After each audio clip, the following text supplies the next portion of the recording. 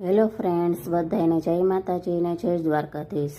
તો આજે મારે રાતે બનાવવાની હતી પાઉંભાજી। કેટલા દિવસથી પતિદેવને કહેતી હતી કે પાઉંભાજી ખાવી છે, તો મને કે ફટોફટ ઘરે બનાવી નાખ, બધું શાકભાજી પડ્યું છે। તો મને એમ થયું કે લાવ ઘરે બનાવી નાખું, કેમ કે અત્યારે ઉનાળો ચાલે છે તો બહાર શાકભાજી કંઈ સારા આવતા ન હોય, એટલે ગમે એવું આ એ લોકો બાફી અને પાઉંભાજી આપણને બનાવી દે છે। અને જો મેં અત્યારે ફુલાવર, બટેકા, કેપ્સિકમ, વટાણા આ બધું લઈ લીધું છે। હજી અત્યારે ફુલાવર આવે છે, વટાણા પણ આવે છે, તો એમ થયું કે લાવ એકવાર પાઉંભાજીનો રાઉન્ડ મારી લઉં। અને આદુ અને લસણની પેસ્ટ બનાવવાની છે, મીઠું નાખી અને એને ક્રશ કરી લેવાનું છે પહેલાં, કેમ કે આદુ લસણ વગર તો પાઉંભાજી અધૂરી જ છે। અને હવે આપણે મિક્સર જારમાં, કેમ કે ઓલું કટર આવે ને એ કટર તો અત્યારે બધાની ઘરે હોય, આધુનિક બધા સાધન થઈ ગયા છે, એમાં કેપ્સિકમ અને ડુંગળી નાખી અને ક્રશ કરી લેવાનું છે। 2 જ મિનિટમાં તમારે બધું ક્રશ થઈ જાય। બોલો, પહેલાં તો આપણે કેટલું છરી લઈને સુધારવું પડતું અને કેટલી મહેનત કરવી પડતી, અને આસુડા આવે એ નોખા।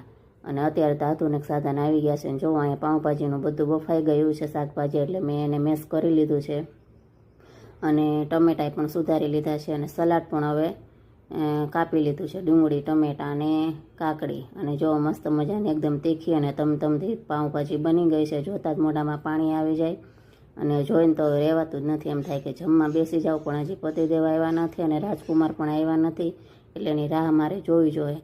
અને અમારે રાજકુમારને પાઉંભાજી હોય ને એટલે ભેગું બટર જોઈએ। હવે બટર તો એવું કોણ ખાય આપણે, એવું પીળું પીળું, એટલે હું હે ને ઘરે જ બટર બનાવી લઉં છું। એટલે અમારે તો સાદું માખણ હોય નહીં હાલે, પાઉંભાજી જ્યારે બનાવીએ ને ત્યારે મારે આ માખણ બનાવવાનું હોય, એટલે મેં ફટોફટ છાશ બનાવીને માખણ બનાવી નાખ્યું છે। તો મેં મારી પ્લેટ તૈયાર કરી લીધી છે, સલાડ છે, પાઉંભાજી પ્લેટમાં લઈ લીધી છે, ઠંડી ઠંડી છાશ છે, અને મારા રાજકુમાર દાબા મેળા છે, અને ભેગા પાપડ તો છે જ।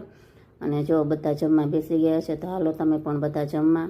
અને હવે બધું કામકાજ પતાવી દીધું છે, અને હવે અમારે ગોલુને સૂવાનો ટાઈમ થઈ ગયો છે, એટલે એને પણ આપણે સુવડાવી દઈ અને બધાય ગોલુને રાધે રાધે કહી દેજો, શુભરાત્રિ કહી દેજો। અને ગોલુને પ્રેમથી સુવડાવી દીધું છે। હવે તો તમને મારો વિડીયો ગમે ને તો લાઇક, શેર અને સબસ્ક્રાઈબ કરી દેજો। તો મળીએ નેક્સ્ટ વિડીયો।